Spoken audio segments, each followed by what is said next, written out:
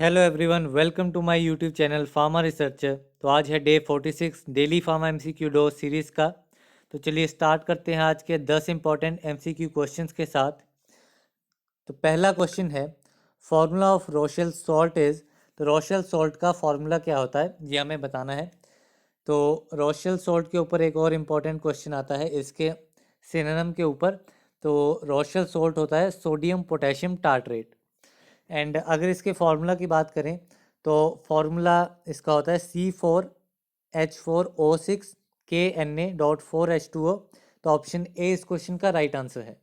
तो इसका फार्मूला याद रखने के लिए काफ़ी इजी ट्रिक है इसका स्ट्रक्चर याद करना, क्योंकि इसका स्ट्रक्चर काफ़ी सिंपल है।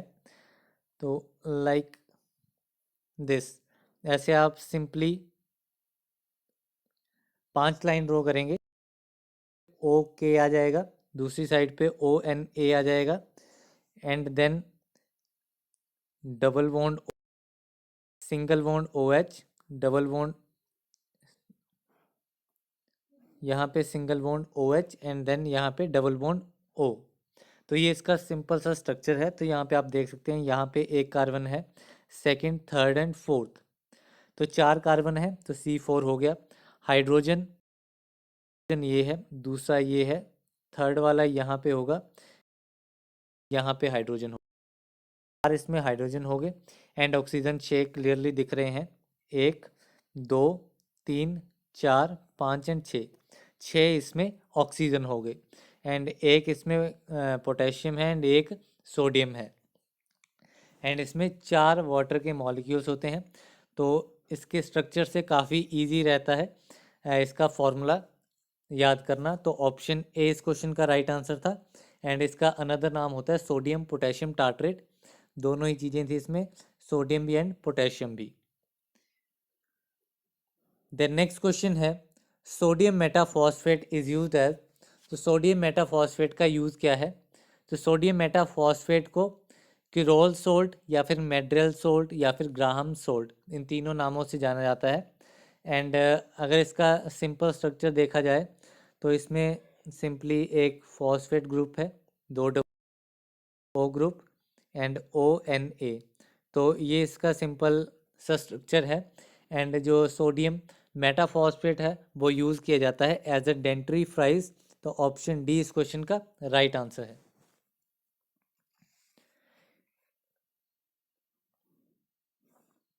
देन नेक्स्ट क्वेश्चन है, all statements listed below are correct for positive mixtures except.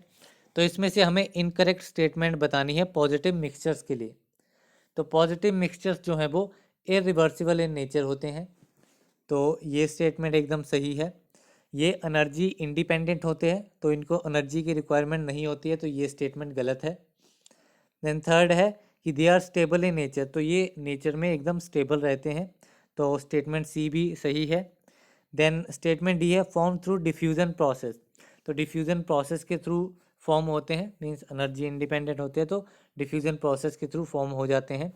तो इस क्वेश्चन का राइट आंसर है ऑप्शन बी, क्योंकि इसमें इनकरेक्ट स्टेटमेंट पूछी गई थी। देन नेक्स्ट क्वेश्चन है, filter press has following advantages except. तो फिल्टर प्रेस की इनमें से कौन सी एडवांटेज जो है वो नहीं है, एक्सेप्ट पूछा गया है, तो कौन सी एडवांटेज नहीं है? तो फिल्टर प्रेस जो है वो फिल्ट्रेशन के लिए लार्ज सरफेस एरिया प्रोवाइड करते हैं। तो ऑप्शन ए स्टेटमेंट जो है वो इसकी एक एडवांटेज है। देन ये एकदम डिसकंटिन्यूस प्रोसेस होता है, मींस बैच बैच में होगा, तो ये कंटिन्यूस प्रोसेस नहीं होता है, तो ऑप्शन बी इस क्वेश्चन का राइट आंसर है। देन थर्ड स्टेटमेंट देखें, that is filter media can be use repeatedly. जैसे ही एक बैच कंप्लीट होता है, एक बार हम फिल्ट्रेशन करते हैं, तो जो फिल्टर मीडिया है उसको दोबारा से यूज़ किया जा सकता है फिल्टर प्रेस में। तो ये स्टेटमेंट भी सही है। And then high filtration pressure जो है वो इसमें यूज़ किया जा सकता है। तो स्टेटमेंट डी भी करेक्ट है फिल्टर प्रेस के लिए। तो इस क्वेश्चन का right answer option B is the correct answer. Then next question है, alkaline substances obtained from the ash of crude drugs dash in Ayurveda. तो आयुर्वेदा में ऐसे ड्रग्स जो कि क्रूड ड्रग्स की एश से ऑब्टेन होते हैं, जो कि अल्कलाइन इन नेचर होते हैं, तो उन्हें कहा जाता है क्षारा। ऑप्शन डी इस क्वेश्चन का राइट आंसर है। देन ये डिफरेंट डोजेज फॉर्म्स हैं आयुर्वेदा में, तो डिफरेंट डोजेज फॉर्म पे क्वेश्चन आता है काफ़ी बार। एंड हम इन चार की बात करेंगे, बाकी हम ऑलरेडी डिस्कस किया हुआ है। एंड नेक्स्ट अगर इससे सिमिलर कोई क्वेश्चन आएगा तो वहाँ पे दोबारा से डिस्कस कर लेंगे। तो जो पिस्टी है, पिस्टी एंड भस्म एंड क्षारा, तो ये तीनों ही पाउडर डोजेज फॉर्म है, powder Ayurvedic doses form. And जो द्रवक है, द्रवक एक लिक्विड आयुर्वेदिक डोजेज फॉर्म है। तो इसकी डोजेज फॉर्म के ऊपर काफ़ी बार क्वेश्चन आता है, 2-3 क्वेश्चन हम ऑलरेडी डिस्कस कर चुके हैं लास्ट फ्यू डेज में। तो अभी नेक्स्ट क्वेश्चन पे चलते हैं। नेक्स्ट क्वेश्चन है which of the following statement is not correct for a freeze dryer. Freeze dryer के लिए इनमें से कौन सी स्टेटमेंट करेक्ट नहीं है, इसमें भी हमें इनकरेक्ट स्टेटमेंट बतानी है। तो जो फ्रीज ड्रायर है, जिसको लायोफिलाइजर भी कहा जाता है, लायोफिलाइजेशन, तो वो एक स्लो प्रोसेस है, मींस टाइम कंज्यूमिंग प्रोसेस है। तो स्टेटमेंट ए जो है वो गलत है फ्रीज ड्रायर के रिगार्डिंग। एंड फ्रीज ड्रायर में जो प्रोडक्ट की डीकम्पोजिशन है वो बहुत ही कम होती है, तो प्रोडक्ट डीकम्पोजिशन मिनिमाइज होती है। देन प्रोडक्ट जो है, जो कि अमोर्फस इन नेचर है एंड रिएडली सॉल्युबल है, तो प्रोडक्ट हमें इस नेचर का मिलता है, एक तो अमोर्फस नेचर का एंड रिएडली सॉल्युबल प्रोडक्ट होता है। एंड ये थर्मोलेवाइल, मोस्टली थर्मोलेवाइल सब्सटेंसेस के लिए यूज़ किया जाता है। तो इस स्टेटमेंट के ऊपर काफ़ी बार क्वेश्चन आता है कि थर्मोलेवाइल सब्सटेंसेस के लिए ड्राइंग कैसे की जाती है, तो वो फ्रीज ड्रायर की हेल्प से ड्राइंग की जाती है।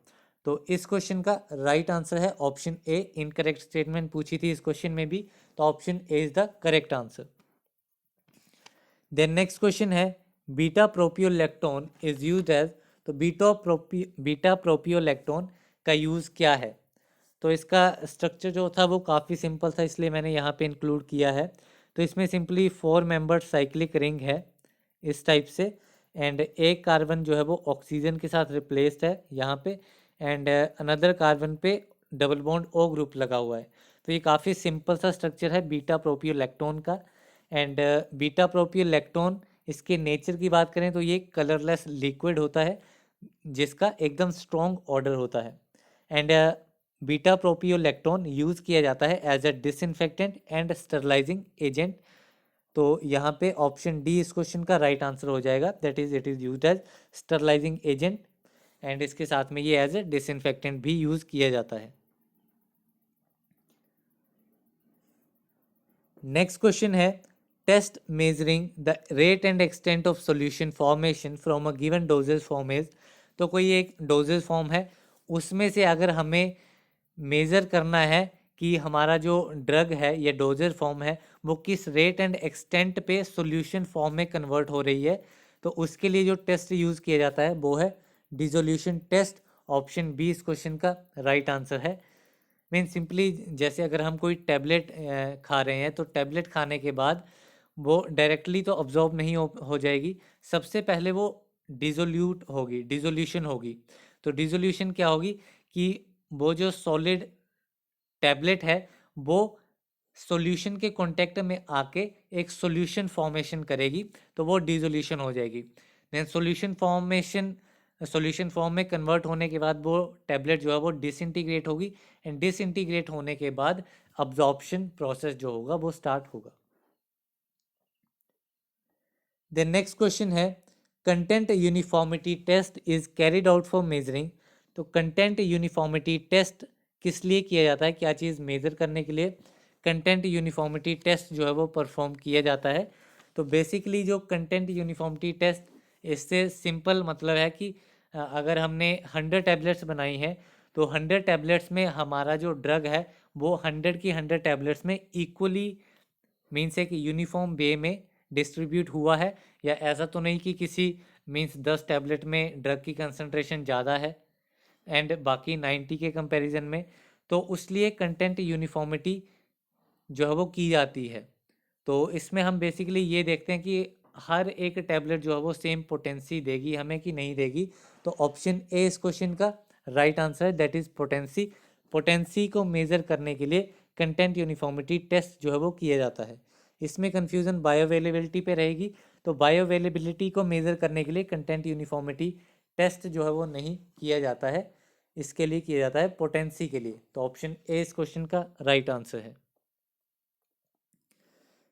देन लास्ट क्वेश्चन है इस वीडियो का, that is stage in which the tablet size is build up during the sugar coating of tablet is. तो शुगर कोटिंग प्रोसेस में किस स्टेज पे टैबलेट साइज को बिल्डअप करने किया जाता है, टैबलेट साइज को बिल्डअप किया जाता है? तो ये किया जाता है सब कोटिंग प्रोसेस में। ऑप्शन सी इस क्वेश्चन का राइट आंसर है। तो जो शुगर कोटिंग है, शुगर कोटिंग में डिफरेंट स्टेप्स होते हैं। तो इसमें जो फर्स्ट स्टेप आता है सील कोटिंग।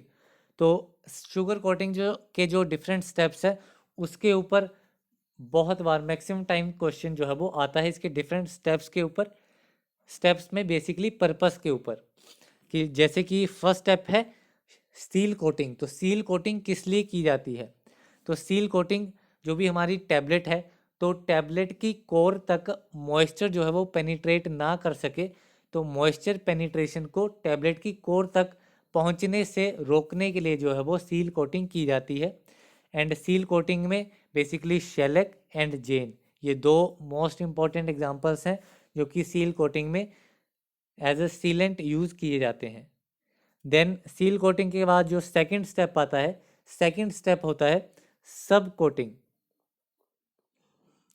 तो सब कोटिंग बेसिकली इसके दो मेन पर्पस हैं, एक तो टैबलेट साइज को बिल्डअप करना एंड दूसरा है जो भी टैबलेट के एजेस हैं एजेस को राउंड करना, ताकि एजेस पूरे राउंड हो जाएं एंड टैबलेट साइज को बिल्डअप करना। एंड शुगर कोटिंग इस स्टेप में सब कोटिंग की वजह से जो शुगर कोटिंग है वो टैबलेट वेट जो है वो उसका 50 to 100% जो है वो इंक्रीज हो जाता है। देन थर्ड स्टेप जो है, थर्ड स्टेप में आता है सिरप कोटिंग। सिरप कोटिंग, तो सिरप कोटिंग अगर सब कोटिंग जब स्टेप हो रहा होता है तो सब कोटिंग की वजह से टैबलेट सरफेस पे कोई भी इम्परफेक्शंस हुई है, तो उन इम्परफेक्शंस को फिल करने के लिए, उन इम्परफेक्शंस को कवर करने के लिए सिरप कोटिंग की जाती है। तो ये इसका थर्ड स्टेप होता है शुगर कोटिंग का। देन जो फोर्थ स्टेप है, फोर्थ स्टेप में आ जाता है पॉलिशिंग। तो इसमें बेसिकली टैबलेट को फाइनलाइज किया जाता है, पॉलिश किया जाता है। मेन जो स्टेप्स हैं वो सील कोटिंग, सब कोटिंग एंड सिरप कोटिंग, इनके ऊपर मोस्ट टाइम क्वेश्चन आता है। सो यहाँ पे 10 क्वेश्चन कंप्लीट होते हैं। एंड इस वीडियो में जो क्वेश्चन डिस्कस किए गए हैं उसकी पीडीएफ आपको, तो जो यहाँ पे 10 क्वेश्चन डिस्कस किए गए हैं उसकी जो पीडीएफ है वो आपको गूगल ड्राइव वाले लिंक के ऊपर मिल जाएगी। उसकी डिस्क्रिप्शन में उसका लिंक ऐड कर दिया जाएगा। एंड अगर आप मेरे साथ कनेक्ट करना चाहते हैं तो वो इंस्टाग्राम पे आप कनेक्ट कर सकते हैं, उसका लिंक भी मैंने डिस्क्रिप्शन बॉक्स में ऐड किया हुआ है। सो इस वीडियो में बस इतना ही, मिलते हैं अगली वीडियो में, तब तक के लिए थैंक यू वेरी मच।